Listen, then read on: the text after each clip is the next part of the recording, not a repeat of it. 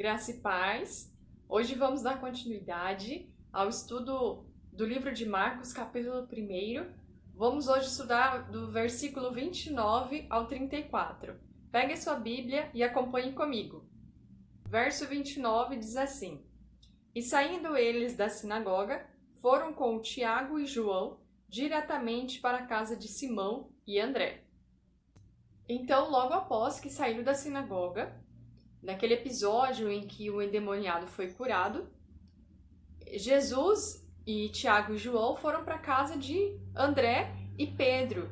Pedro era casado, mas era muito comum naquela época outros familiares viverem na mesma casa. Não só como hoje é mais comum vermos o homem, a esposa e os filhos. Naquela época, mais membros da família viviam na mesma residência.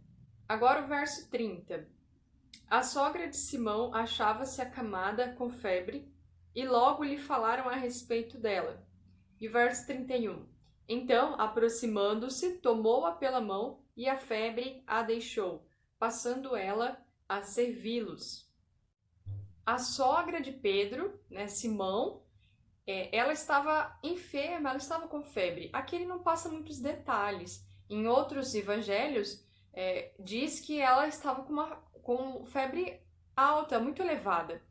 E o mais lindo desse versículo, que chama muita atenção, é o toque de Jesus. Ele a tocou pela mão e ela foi curada.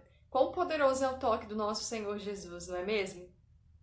E além disso, essa cura foi imediata, porque é muito claro o versículo, ele diz, verso 31, tomou-a pela mão e a febre a deixou.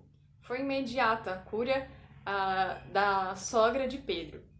E logo que ela foi curada, ela passou a servir não só a Jesus, mas também os discípulos. E qual é esse exemplo de hospitalidade, de anfitriã?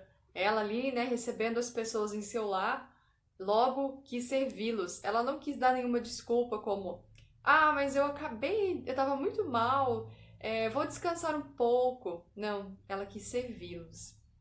E agora observem o verso 32 a 34. À tarde, ao cair do sol, trouxeram a Jesus todos os enfermos e endemoniados. Toda a cidade estava reunida à porta, e ele curou muitos doentes de toda sorte de enfermidades. Também expeliu muitos demônios, não lhes permitindo que falassem, porque sabiam quem ele era. Esses episódios da cura do endemoniado na sinagoga e também da cura da sogra de Pedro se espalharam, essas notícias correram e todas as vizinhanças ali da casa de Simão, de Pedro, começaram a trazer esperança. Todas as notícias trouxeram esperança para essas pessoas.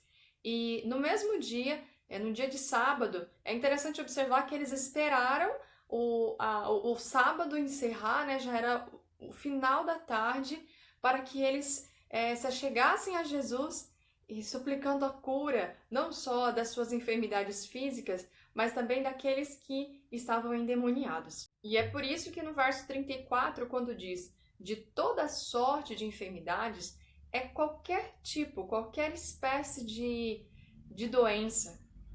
Vocês podem observar que não só nessa passagem, que não lhes era permitido que os demônios falassem quem era Jesus, mas também para outras pessoas nos capítulos seguintes, vocês vão observar que Jesus também proibia que as pessoas comentassem que ele era o Cristo, que falassem que ele era o Messias.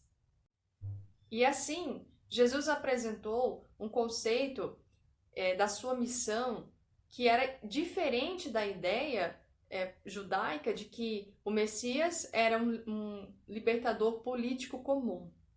Agora vamos pensar um pouco quais são as aplicações nesses 5 versículos. O que podemos aprender através desse episódio e colocarmos em prática no nosso dia a dia. Em primeiro lugar, nós devemos também, assim como a sogra de Pedro foi curada e passou a servir, nós devemos buscar saúde não para os nossos próprios interesses, apenas para trabalhar, comprar aquilo que queremos, não para isso apenas. Isso não é errado, Mas se isso for o único motivo, aí nós estaremos falhando. Então nós devemos buscar a saúde não apenas para os nossos próprios interesses, mas também para servir ao Senhor, para trabalhar em sua casa, né, quando pudermos retornar aos nossos cultos presenciais, para também servirmos aos nossos irmãos, para servirmos a nossa família, e que façamos isso com alegria. E devemos sempre ser hospitaleiros, gostar de receber as pessoas em nossa casa. Eu sei que diante da pandemia, o isolamento é essencial, mas e quando a pandemia acabar? Você já tem pensado, já tem se disposto o coração para receber as pessoas em sua casa?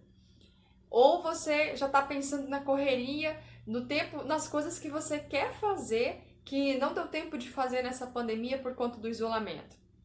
Pense nisso. Nós precisamos, assim como diz em 1 Pedro 4,9, ser de mutuamente hospitaleiros, sem murmuração. Devemos nos alegrar em convidar as pessoas para a nossa casa. De fato, ser hospitaleiro não é uma tarefa muito fácil nos nossos dias.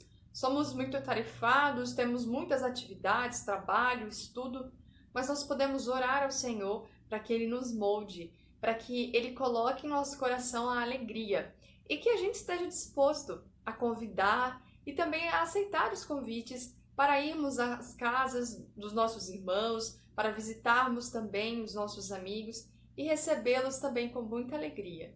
E por último, precisamos avaliar qual a intenção que nós servimos a Jesus, que nós nos aproximamos de Jesus. Vimos aqui nesse texto que muitas pessoas iam apenas para a cura física ou para serem libertos dos demônios.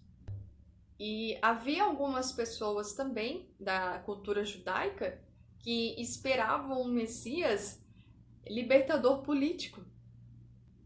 Qual a sua intenção em servir a Jesus? Ou se você não serve, por que você está buscando o Senhor Jesus? Você quer apenas as bênçãos, quer a cura, um milagre? Ou você quer compromisso? Quer se dedicar a Ele, reconhecer que Ele é seu Senhor, que não é você quem manda, mas sim Ele? Qual é a sua intenção? Pense nisso e tenha um bom dia.